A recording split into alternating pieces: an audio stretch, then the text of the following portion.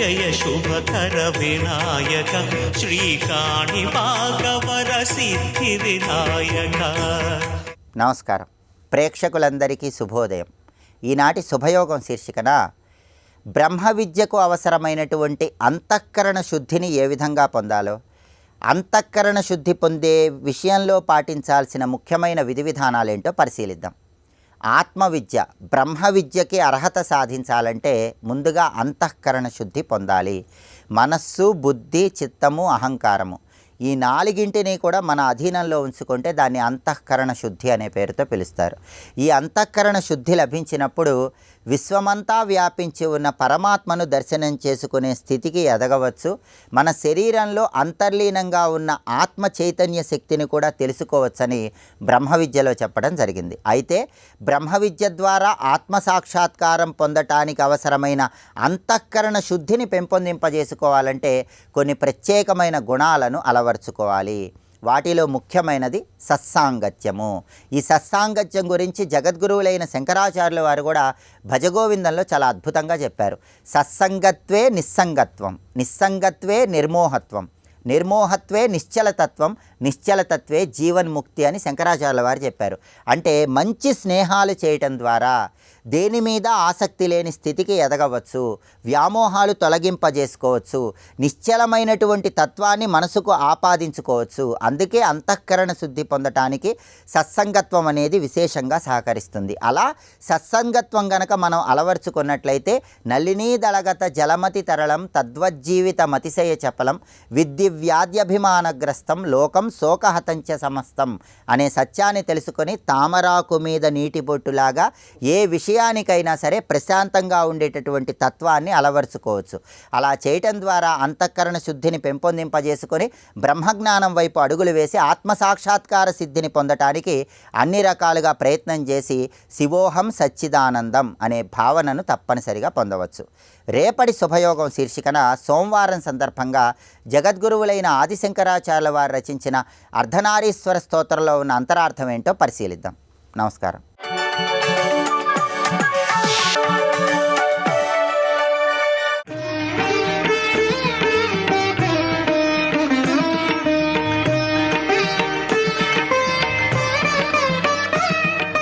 త్రికూట, కామకోటిక, లలితా సహస్రనామంలోనే మనం చదువుతున్నాం. అత్యంత ప్రాచీనమైనటువంటి పురాణాల్లోనే కామకోటి నామం వ్యవహరింపబడుతున్నది. ఈ కామకోటి అనే నామానికి, కాంచి అనే నామానికి ఇక్కడ అర్థాన్ని చెప్తున్నాడు మహర్షి. ఈ అర్థాన్ని ఒకటి మార్కండేయ పురాణంలోంచి, ఇంకొకటి స్కాంద పురాణంలోంచి, మరికొన్ని మంత్రశాస్త్రాల్లోంచి కలిపి ఇక్కడ చెప్పడం జరుగుతోంది. కామాక్షి, కామకోటి, కాంచి ఈ మూడింటికి మనం అర్థం చెప్పుకోబోతున్నాం. ముందుగా కాంచి అనే మాటకు అత్యద్భుతమైన అర్థం ఇక్కడ ప్రస్తావన చేసి చెప్తున్నది స్కాంద పురాణంలోని కాంచీ సంహిత. కాంచి అంటే మొలనూలు. ఈ భూదేవికి మొలనూలు వంటిది ఈ కాంచి. మొలనూలు సాధారణంగా నాభిస్థానం వద్ద ఉంటుంది. అది మూలాధారం నుంచి నాభిస్థానం వరకు మనం చూడగలిగితే, అంటే మూలాధారం నుంచి మణిపూరం వరకు భావన చేయగలిగితే భూమికి నాభిస్థానముగా ఉన్నటువంటిది కాంచి. ఇది ఒక అర్థం చెప్పుకున్నాం. ఇది తెలిసాక కాంచి అనేది ఒక ఊరి పేరు మాత్రమే కాదు, కాంచి అనేది ఒక మంత్రము అని తెలిసి శ్రీ కాంచీపుర కామాక్షి నమః అని నమస్కరిస్తే చాలు ధన్యులమవుతున్నాం. అది కాంచి, కామకోటి, కామాక్షి ఈ మూడు కకారాలు మహామంత్రాలు. అర్థం తెలిసి కానీ నామాన్ని మంత్రాన్ని అంటే శక్తి ఎక్కువ అవుతుంది గనక అర్థాన్ని తెలుసుకుంటూ ఉన్నాం. కం బ్రహ్మేతి చ వేదాంతే కం బ్రహ్మ ప్రాణ ఇత్యపి యద్వాచకం తన్మే వాస్తు యద్వా తద్వా కిమత్యపి కేనాంచితామయేయం భవః కాంచీతి ప్రియనామభాక్. ఇది అర్థం చెప్తున్నారు ఇక్కడ. కం అనే మాటకి బ్రహ్మ అనొక అర్థం. బ్రహ్మ అంటే పరబ్రహ్మ, చతుర్ముఖ బ్రహ్మ, రెండు అర్థాలు చెప్పుకోవాలి కనుక కం అనగా బ్రహ్మ. అంచి అనే శబ్దానికి అంచితము, అంచితం అనే దానికి రెండు అర్థాలు ఉన్నాయి. జాగ్రత్తగా వింటే, నేను నెమ్మదిగానే చెప్తున్నాను, మీరు జాగ్రత్తగా పట్టుకోండి. అంచితము అంటే కూడినది, విత్ అని అర్థం. ఇంకొక అర్థం అంచితము అంటే పూజింపబడేది అని అర్థం. రెండూ చెప్పబడుతుంది కనుక కా అంచిత అంటే పరబ్రహ్మశక్తితో కూడినది. ఏ భూమి అయితే పూర్తి పరబ్రహ్మశక్తితో ఉందో దాని పేరు కా అంచి, కాంచి అంటే పరబ్రహ్మశక్తితో కూడినటువంటిది, పరబ్రహ్మస్థానము. ఎవరా పరబ్రహ్మ అనగానే శివశక్తి. అందుకే పరబ్రహ్మస్వరూపిణి అని మనం లలితా సహస్రనామాల్లో చదువుకుంటున్నాం. ఆ పరబ్రహ్మస్వరూపిణి అమ్మవారు విష్ణు రూపంగా, శివరూపంగా, కామాక్షి రూపంగా ఉన్న చోటు గనక పరబ్రహ్మస్థానము కాంచి. ఇది రెండవ అర్థం. మొదటి అర్థం భూమికే నాభిస్థానముగా మలనూలుగా ఉంది అని చెప్పుకున్నాం. రెండవ అర్థం ఇప్పుడు చెప్తున్నాడు. ఇప్పుడు మూడవ అర్థాన్ని చెప్తున్నాడు ఇక్కడ. కం సుఖమితి భృశ సంసార దుఃఖభాక్ అంచితంచాపి తత్కేన ధాతు ప్రోక్తా హి సూరిభిః యత్ ప్రాప్యాంచతి కం దుఃఖి తేన కాంచీ పురీత్వయం అన్నాడు ఇక్కడ. కమ్ అనే మాటకు మరొక అర్థం ఏంటంటే ఆనందము అని అర్థము. కమ్ అనే శబ్దానికి నిఘంటువుల్లో వేదం ప్రకారంగా ఉండే అర్థం అని చెప్తున్నాడు ఇక్కడ. ఒకటి కమ్మనగా పరబ్రహ్మన్నం, రెండవ అర్థం కమ్ అంటే సుఖం. సుఖమే కమ్. సంసార దుఃఖాల్లో ఉన్నవాడు ఏ క్షేత్రానికి వెళితే ఆ దుఃఖాలు పోయి ఆనందాన్ని పొందుతున్నాడో ఆ ఆనందప్రదాయకమైన ఆనంద క్షేత్రమే కాంచి, అంటే ఆనందముతో కూడినది. మొదట ఏం చెప్పుకున్నాం? పరబ్రహ్మశక్తితో కూడినది అన్నాం.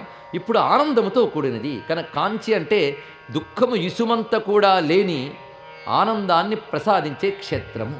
ఎందుకంటే అమ్మవారే ఆనందమూర్తి, సచ్చిదానంద రూపిణ తల్లి.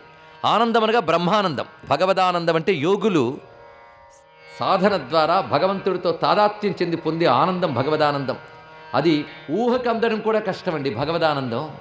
ఆ భగవదానందం పొందితే మరివాడు పుట్టడు. దాని పేరే మోక్షము, దాని పేరే బ్రహ్మానందము, పరబ్రహ్మానందము. ఆ పరబ్రహ్మానందమునికి కమ్ అని పేరు. ఏ క్షేత్రానికి వెళ్ళి సాధన చేస్తే ఆ పరబ్రహ్మానందం అనేబడి మోక్షం లభిస్తుందో ఆ చోటు కాంచి, అనగా బ్రహ్మానందమును కలిగించినది, మోక్షమును ప్రసాదించినది. కనుక మోక్షపట్టణమైన కాంచి నగరానికి ఆనందప్రదాయక క్షేత్రము, ఆనంద క్షేత్రమును మూడవ అర్థాన్ని చెప్పుకున్నాం. ఒక నాలుగవ అర్థం చెప్తున్నారు. ఇవన్నీ కూడా శాస్త్రంలో చెప్తున్న అర్థాలు. అది కేన అంచిత ఇది కాంచి. కేన అంటే బ్రహ్మము, బ్రహ్మ. కా శబ్దానికి పరబ్రహ్మ అన్నాం. బ్రహ్మ అంటే చతుర్ముఖ బ్రహ్మ కూడా చెప్పబడతాడు. కనుక బ్రహ్మగారికి కా అనే మాట ఎప్పుడూ వ్యవహరింపబడుతూ ఉంటుంది. మీరు సరిగ్గా విష్ణు శాస్త్రంలో కూడా సభ కక్కిం యత్తత్పదమనుత్తమం అని కహ అనే మాట పరబ్రహ్మపరంగా అర్థాన్ని అక్కడ చెప్పారు. పరబ్రహ్మకి బ్రహ్మ అని పేరున్నది, చతుర్ముఖ బ్రహ్మకి బ్రహ్మ అని పేరుంది.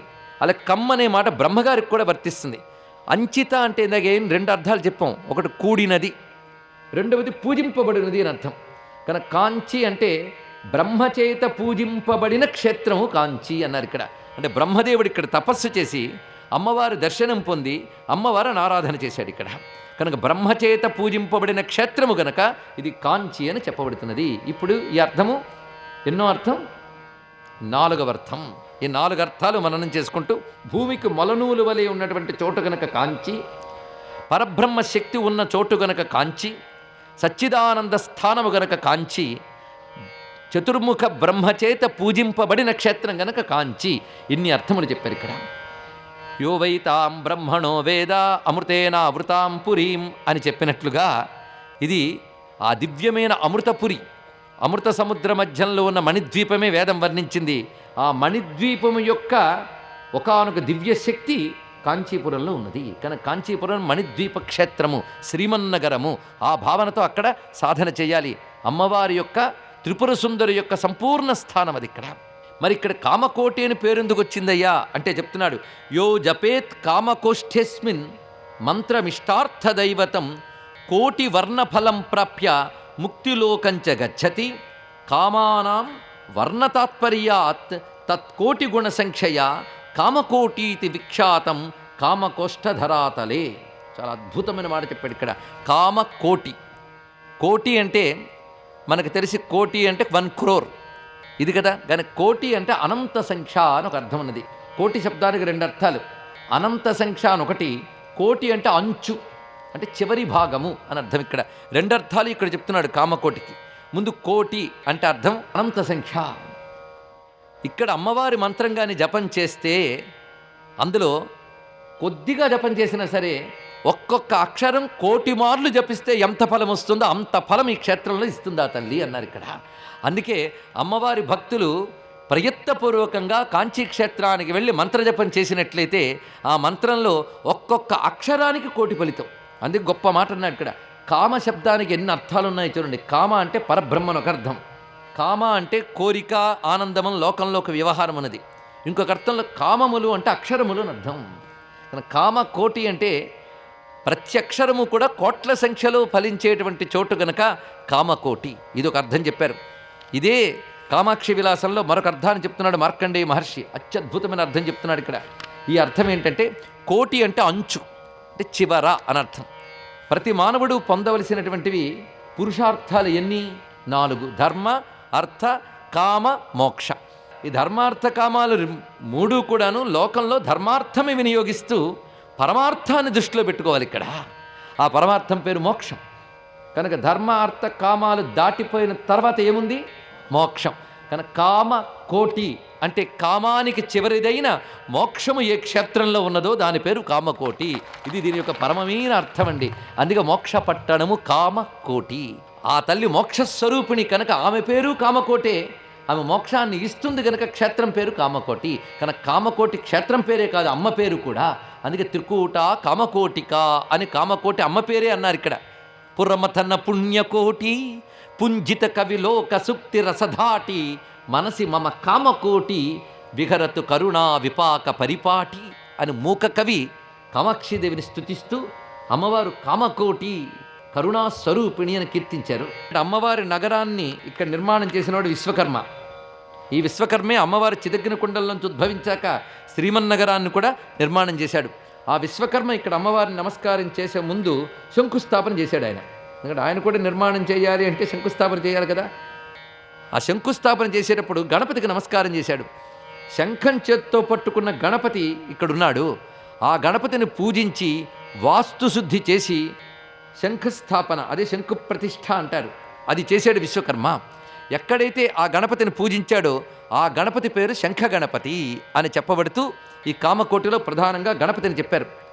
ఆ శంఖానికి పడమట వైపు కుమారకోష్టము అని చెప్పబడుతూ ఒక మహాక్షేత్రం ఉన్నది. ఇప్పటికి కాంచి వెళ్ళిన వారు కుమారకోష్టం చూసి తీరాలండి. కుమారకోష్టం అదొక పెద్ద ఆలయం. సుబ్రహ్మణ్య స్వామి అక్కడ ఉంటాడు, కుమారస్వామి. స్వస్తి.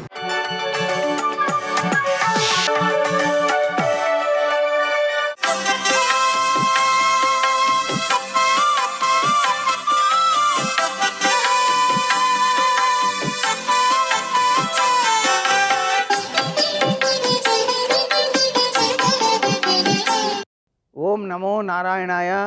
ఓం నమశివాయ. శ్రీమాత్రే నమః. ఆదివారం వచ్చిందంటే చాలు ప్రతి ఒక్కరూ పాటించవలసిన గొప్ప నియమం ఒకటి ఉంది. దాన్ని ఎవరైతే పాటిస్తారో వారికి సంపూర్ణ ఆరోగ్యం ఉంటుంది. ఏం చేయాలి? తెల్లవారుజామునే నిద్ర నుంచి లేచి 5 గంటల లోపు స్నానాన్ని ఆచరించిన పిదప నుదుట తిలకం చక్కగా పెట్టుకొని ఒంటికి విభూతి ధారణ చేసుకొని తూర్పు వైపు తిరిగి సూర్య భగవానికి నమస్కారం చేయాలి. సూర్యుడు నమస్కార ప్రియుడు కదండి. అందుచేత ఓం నమో నారాయణాయ, ఓం సూర్యదేవాయ నమః అంటూ నమస్కారం చేయండి.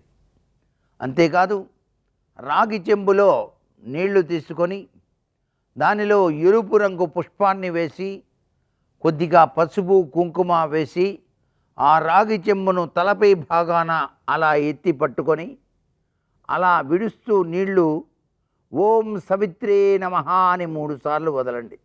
ఇది తర్పణం చేయటం సూర్య భగవానికి. లేక చేతిలోకి నీళ్లు తీసుకొని ఓం ఘృణి సూర్య ఆదిత్యోం అంటూ తూర్పు వైపుకు తిరిగి స్వామివారికి 3 సార్లు అర్ఘ్యప్రదానం ఇవ్వండి. ఇలా ఎవరైతే ఆదివారం నాడు ఆచరిస్తారో వారికి సంపూర్ణమైన ఆరోగ్యాన్ని ఆ సూర్య భగవానుడు ప్రసాదిస్తాడు. అందుచేత ఆదిత్య హృదయం అనేటువంటి శ్లోకంలో మొట్టమొదటి చెప్పినటువంటి ఈ విధి విధానాన్ని ఎవరైతే పాటిస్తారో వారికి నిత్యం కూడాను ఆరోగ్యప్రదమైన జీవన విధానాన్ని ప్రసాదిస్తాడు సాక్షీభూత దైవమైనటువంటి ఆ సూర్యనారాయణమూర్తి. దీన్ని పాటించి తరిద్దామా మరి? సర్వే జనా సుఖినో భవంతు.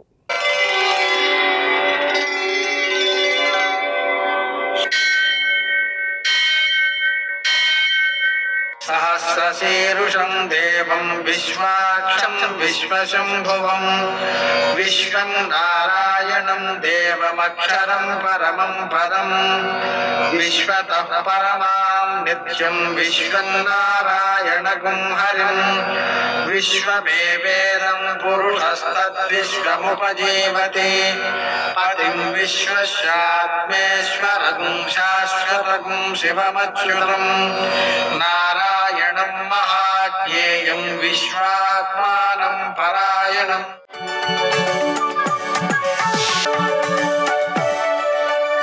सूर्यशौर्यमथेन्दुरिन्द्रपदवी सन्मङ्गलं मङ्गलम् यः कर्ता जगतां भर्ता संहर्ता महसां निधि ప్రణమామి తమాదిత్యం బహిరంతస్తమోపహం. నేటి కాలమాన విశేషాలను గమనిద్దాం. స్వస్తిశ్రీ చాంద్రమాన పరాభవనామ సంవత్సరం దక్షిణాయనం గ్రీష్మ ఋతువు ఆషాఢమాసం శుక్లపక్షం ఆదివారం. సూర్యోదయం 5:55 సూర్యాస్తమయం 6:50. తిథి షష్ఠి రాత్రి 3:31 వరకు. నక్షత్రం ఉత్తర సాయంకాలం 6:17 వరకు. వర్జం రాత్రి 3 నుంచి 4:40 వరకు. దుర్ముహూర్తం సాయంకాలం 5:07 నుంచి 5:58 వరకు. అమృతకాలం ఉదయం 11:01 నుంచి మధ్యాహ్నం 12:38 వరకు.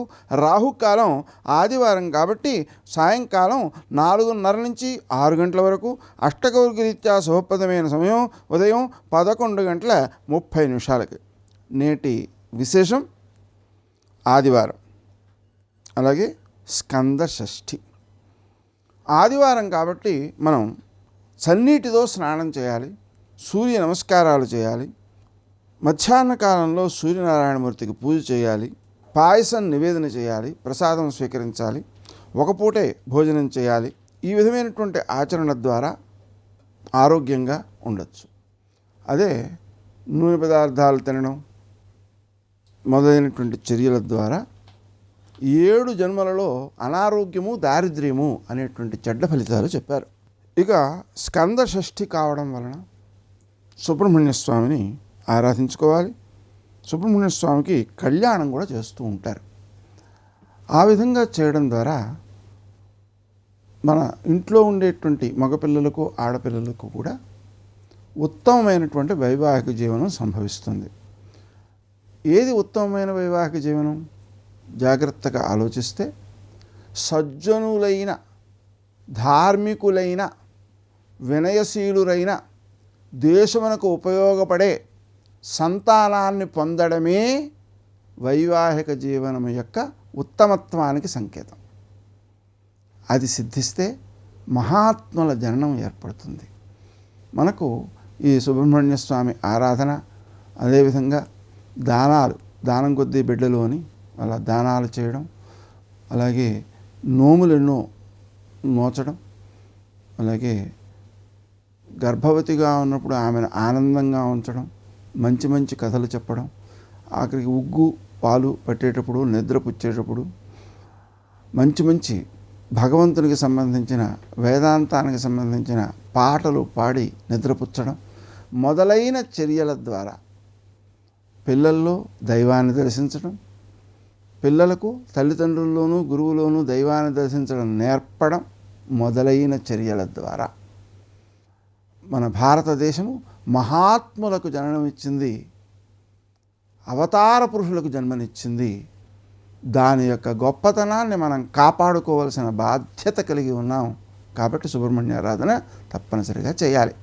నేటి ఆణిముత్యాలు.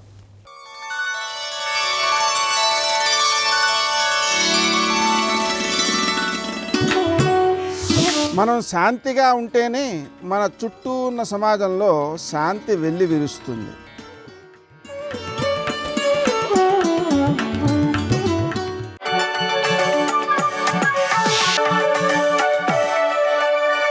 రామదూత హనుమాన్, శ్రీరామదూత హనుమాన్, శ్రీరామదూత హనుమాన్, శ్రీరామదూత హనుమాన్. అసలు ఒక మనిషి ఇలా బ్రతకాలా అనిపిస్తుంది. ఇలా బ్రతకడంలో మనం ఏం బ్రతుకుతున్నాం అసలు అని మనకి మనం పరిశీలనం చేసుకోవలసి వస్తుంది. అంత అద్భుతమైనటువంటి నడవడి. రామాయణం ప్రవర్తనకి సంబంధించినటువంటి శాస్త్రం, వేదోపబృంహణం.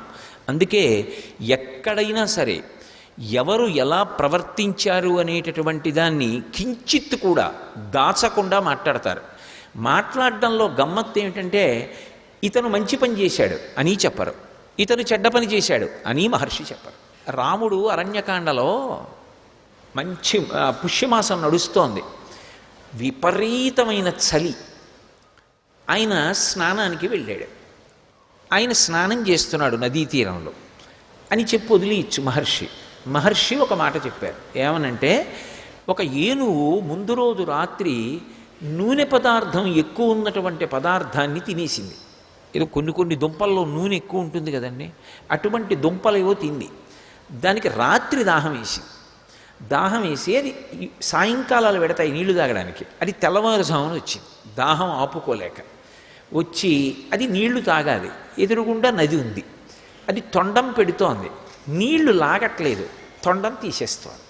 ఎందుకని అంటే నీళ్లు జిర్రున తొండంలోకి తీసుకోవడానికి చలి ఎలా ఉంది, అంత చల్లగా ఉన్నాయి నీళ్లు. అది తొండంలోకి లాగి నోట్లో పోసుకోవడానికి అమ్మో ఇంత చల్లటి నీళ్ళా అని పోసుకోవట్లేదు. దాహం వేస్తోంది కానీ తాగాలి, కానీ తాగట్లేదు.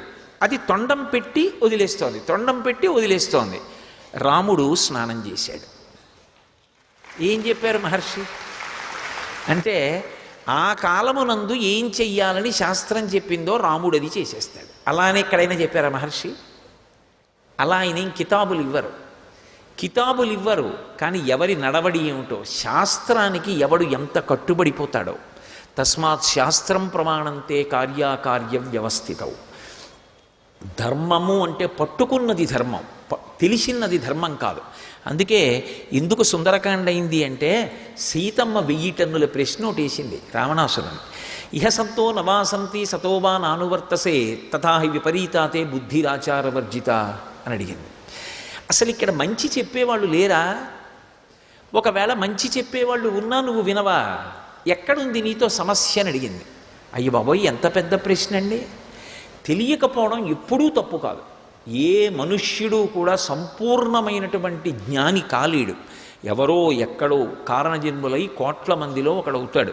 కానీ ఒక మంచి మాట విన్నప్పుడు ఇది మంచి మాట అని అంగీకరించలేకపోతే, అది మంచిది అని మనసు చెప్తున్నా కూడా దాన్ని అనుష్ఠానంలోకి తెచ్చుకోవడానికి ఆభిజాత్యం అడ్డొస్తే వాడిని ఉద్ధరించగలిగిన వాడు మాత్రం ఎవరూ ఉండడు. అందుకే లంక గురించో మాట అంటారు, ఇమాంతు విషమాం దుర్గాం లంకాం రావణపాలితాం ప్రాప్యాసి స మహాబాహు కింకరిష్యతి రాఘవ. ఇంత మూర్ఖుడు పరిపాలిస్తున్న చోటికి రాముడే వస్తే మాత్రం ఏం చేస్తాడు? ఇక్కడ మూర్ఖత్వానికి పోయిన వాడిని ఉద్ధరించడానికి పరమేశ్వరుడే వచ్చి చెప్పినా వాడు మాట వింట. వాడి మూర్ఖత్వం వాడిని పాడి చేసేస్తుంది. కళత్రానిచ సౌమ్యాని మిత్రవర్గం స్తథైవచ యదీచ్ఛసి చిరంభోక్తం మాకృధారామ విప్రియం అని చెప్పాడు మారీచుడు. ఒరే, చేసినవి ఎన్నో తప్పులు చేశావు, హాయిగా ఆనందం అనుభవిస్తున్నావు, ఇంతమంది కాంతలతో ఉన్నావు, కాంచనలంకలో ఉన్నావు, కావలసిన భక్ష్యభోజ్యములను స్వీకరిస్తున్నావు, ఒక్క సీతమ్మ జోలికి వెళ్ళకరా, బతికేస్తావు. ఒక్క సీతమ్మ జోలికి ఎడితే పుత్రమిత్ర కళత్రాదులతో నశించిపోతావు, వదిలి అన్నాడు. విన్నాడా? అది మూర్ఖత్వం అంటే. మంచి మాట వినను మొదటి తప్పు. మంచి మాట వినబడినా ఒకవేళ మనసులో అది మంచి మాట అని నాకు ఎరుకలోకి వచ్చినా నేను అనుష్ఠాన పర్యంతంలోకి తెచ్చుకోను. వాడు శరీరం మనుష్య శరీరంతో ఉన్నా వాడిని ఉద్ధరించగలిగిన వాడు ఉండడు. స్వామి వెనక్కి రండి, సీతమ్మ తల్లి దగ్గర అనుజ్ఞ తీసుకొని ఆ తల్లికి ప్రదక్షిణం ఆచరించి ఆ తల్లి దగ్గరే సెలవు తీసుకున్నారు. పృష్ఠభాగం చూపించారు. పెద్దల దగ్గర నుంచి వెళ్ళేటప్పుడు పృష్ఠభాగం చూపించకుండా జాగ్రత్త పడతారు వెనక్కి నడుస్తూ. అది మర్యాద అలా ఉంటుంది. మహాభారతం విరాట పర్వంలో ఉత్తర కుమారుడు సారథ్యం చేస్తుంటే అర్జునుడు అంటాడు, నువ్వు యుద్ధరంగంలో రథం నడిపేటప్పుడు ఎవరి దగ్గరికి వెళ్ళినప్పుడు ఎలా నడిపినా పర్వాలేదు, ద్రోణాచార్యుల వారి దగ్గరికి రథం ఎప్పుడు వెళ్ళినా ఆయన నా కుడివైపు ఉండాలి కానీ ఎడం వైపు ఆయన ఉండేటట్టుగా రథం నడపవద్దు. ఎందుకో తెలుసా? ఆయన నా గురువు, వారు నా కుడి పక్కన ఉండాలి, పూజనీయులు. ఎట్టి పరిస్థితుల్లో వారు ఎడం పక్కకి రాకూడదు. ఇదొక్కటి జ్ఞాపకం పెట్టుకో. సర్వం శ్రీ ఉమామహేశ్వర పరబ్రహ్మార్పణమస్తు. స్వస్తి.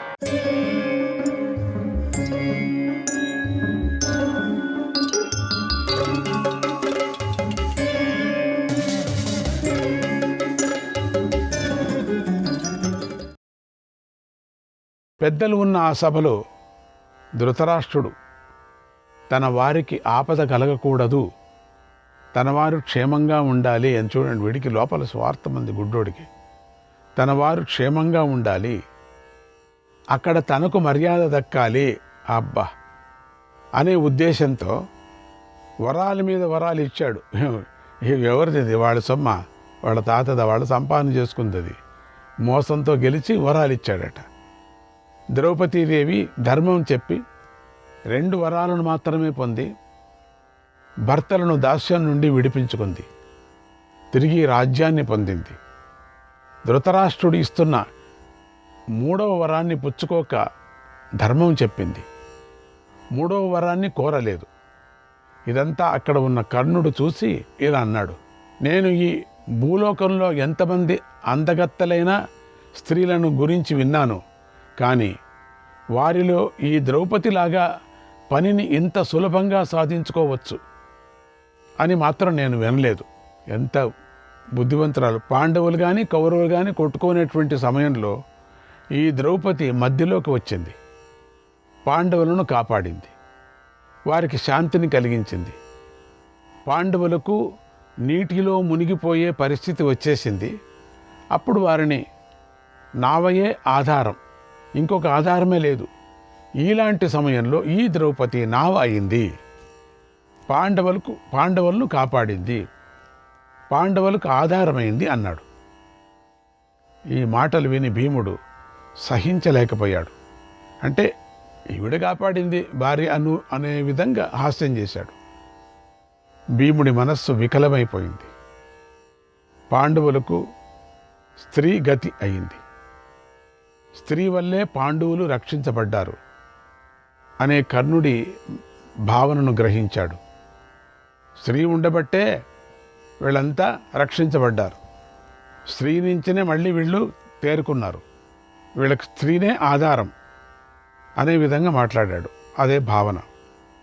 తర్వాత భీముడు ఇలా అన్నాడు, సంతానము, కర్మ, విద్య అనే 3 జ్యోతులు పురుషులలో ఉంటాయని దేవల మహర్షి చెప్పాడు. వాటి ద్వారానే సమస్త సృష్టి జరుగుతుంది. శరీరము ప్రాణము లేనిదైనప్పుడు, అపవిత్రమైనప్పుడు బంధువులు దానిని వదిలేస్తారు, అంతే కదా. దేహే త్రితయమే వైతత్ పురుషస్యోపయుజ్యతే. అప్పుడు సంతానము, కర్మ, జ్ఞానాలే పురుషుడికి పరలోకంలో ఉపయోగపడతాయి. ఈ దుశ్శాసనుడు ద్రౌపదిని తాకి ఆమెను అపవిత్రం చేశాడు. దానితో మన సంతాన జ్యోతి నశించింది. పరపురుషుడు తాకిన స్త్రీని పుట్టిన సంతానం ఇక దేనికి ఉపయోగపడుతుంది, దేనికి అన్నాడు. అప్పుడు అర్జునుడు అన్నా, నచైవోక్త చానుక్త హీనతః పురుషా గిరః. నీచుడు కఠినంగా మాట్లాడకపోయినా ఉత్తమ పురుషులు వాటికి సమాధానాలు చెప్పరు. స్మరంతి సకృతాన్యేవ న వైరాణి కృతాన్యపి. స్మరంతి సకృతాన్యేవ న వైరాణి కృతాన్యపి. సంతః ప్రతివిజానంతః సంతః ప్రతివిజానంతః లబ్ధ సంభావనాః స్వయం లబ్ధ సంభావనాః స్వయం. సత్పురుషులు ఇతరులు చేసిన ఉపకారాలనే స్మరిస్తూ ఉంటారు, కానీ వారు చేసిన అపకారాన్ని స్మరించరు. అలా నడుచుకున్న సజ్జనులే సన్మానాలకు పొందుతూ ఉంటారు అన్నాడు. అప్పుడు భీముడు ఇలా అన్నాడు, ఓ ధర్మరాజా, నాకు అనుమతి ఇవ్వు. ఇక్కడ ఉన్న శత్రువులందరినీ ఇక్కడే చంపేస్తాను. అందరినీ సమూలంగా నాశనం చేస్తాను. ఇక మాట్లాడుకోవటాలు ఉండవు, సమాధానాలు చెప్పుకోవటాలు ఉండవు, అరుచుకోవటాలు ఉండవు అని లేచాడు పైకి.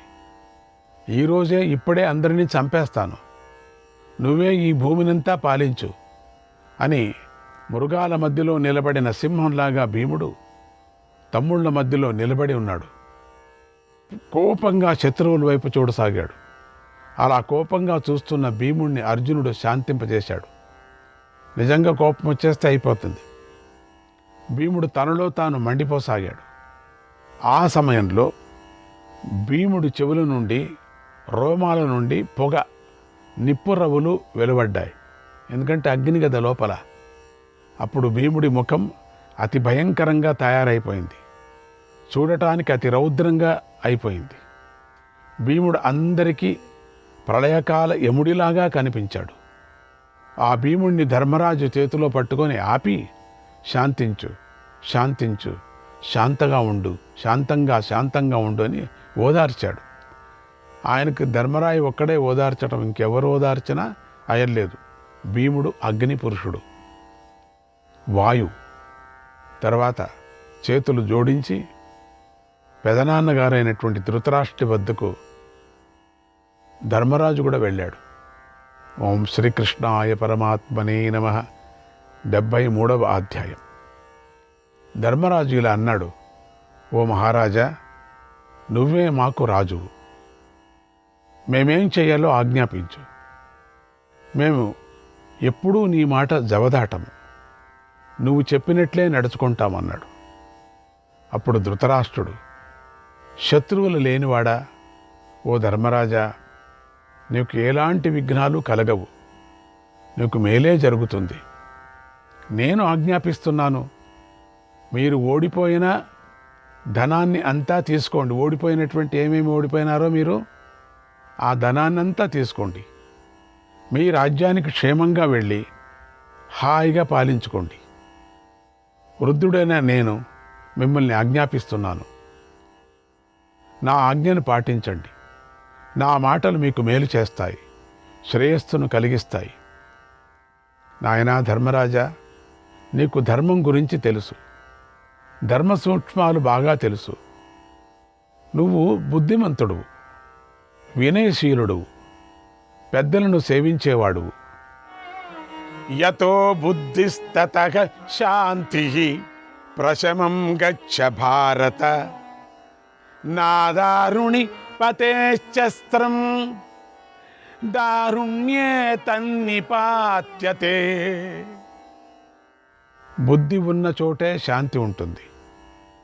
నువ్వు ప్రశాంతంగా ఉండు. గొడ్డలి వ్రేటు ఎప్పుడూ కొయ్య మీదనే పడుతుంది కదా, రాళ్ల మీద కానీ లోహం మీద కానీ పడదు. మంచి వాళ్ళకే దెబ్బలు తగులుతూ ఉంటాయి. అలాగే నీకు తగిలాయి. ఓర్పుతో ఉండు. నవైరాణ్య బిజానంతి గుణాన్ పశ్యంతి నా గుణాన్, గుణాన్ పశ్యంతి నా గుణాన్. విరోధం నాదిగచ్చంతి, విరోధం నాదిగచ్చంతి. ఏత ఉత్తమ పూరుషాః, ఏత ఉత్తమ పూరుషాః స్మరంతి సుకృతాన్యేవ, స్మరంతి సుకృతాన్యేవ. నైవైరాణి కృతాన్యపి, నైవైరాణి కృతాన్యపి. సంతః పరార్థం కుర్వాణ, సంతః పరార్థం కుర్వాణ. నావేక్షంతే ప్రతిక్రియాం, నావేక్షంతే ప్రతిక్రియాం. ఉత్తములైన పురుషులు శత్రుత్వాలను తొందరగా మరిచిపోతారు. గుణాలను మాత్రమే చూస్తారు. అవగుణాలను చూడరు. ఎవరితోనూ శత్రుత్వం పెట్టుకోకు. మీరు ఉత్తములు కాబట్టి అన్నీ మర్చిపోతారు, తెలుసు నాకు. ఇతరులు చేసిన మంచి పనులనే తలుచుకుంటూ ఉంటారు. తమకు కీడు జరిగినా తలుచుకోరు. ఇతరులకు మేలే చేస్తారు. ప్రతీకారాలకు దిగరు ఎప్పుడు. నువ్వు ఉత్తమ పురుషుడవు. కీడును మర్చిపో. మాలోని మంచిని చూడు. మాపై ఆగ్రహించకు. శత్రుత్వాన్ని పెట్టుకోకు. మేము కీడు చేసినా మా మంచి పనులనే తలుచుకో. చివరిగా ఒక్క మాట, మేము చేసిన కీడు మరిచిపోయి మాకు మేలు చేయి. చూడండి, ఏం న్యాయం ఇది. నువ్వు ఉత్తమ పురుషుడువు కదా, అందుకని పగలు ప్రతీకారాలు పెట్టుకోకు. పగలు పెట్టుకోవద్దు అని భయంతో అంటున్నాడు ధృతరాష్ట్రుడు. ఎందుకంటే అట్లా వేడుకోకపోతే ఏమైపోతానో తెలుసు, రాజ్యం ఏమవుతుందో తెలుసు. కాబట్టి ధర్మరాజును వేడుకుంటున్నాడు. వరంగా అది ఇచ్చేది, అభయాన్ని పొందుతున్నాడు మాట యొక్క తీరులో. ఓ ధర్మరాజా, నీచ మానవులు మాత్రం చాలా కఠినంగా మాట్లాడతారు. మనస్సుకు నొప్పి కలిగించేలాగా మాట్లాడతారు. మధ్యములు మాత్రం ఇతరులు కఠినంగా మాట్లాడితే కఠినంగా మాట్లాడతారు. ఇతరులు ఎవరైనా మాట్లాడితే వాళ్ళు కఠినంగా. ధీరులైన ఉత్తములు మాత్రం ఇతరులు కఠినంగా మాట్లాడినా మాట్లాడకపోయినా తాము కఠినంగా మాట్లాడరు. ఇది నీతి ఎంత బాగుంది చూసారా. మేలు కలిగించే మాటలే మాట్లాడరు వాళ్ళు. అంటే మేలు కలిగించే మాటలే వాళ్ళు మాట్లాడరు. స్మరంతి సుకృతాన్యేన నవైరాణి కృతాన్యపి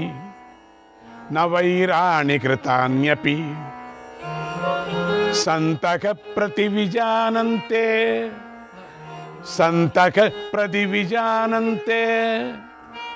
లబ్ధ్వా ప్రత్యయమాత్మనః.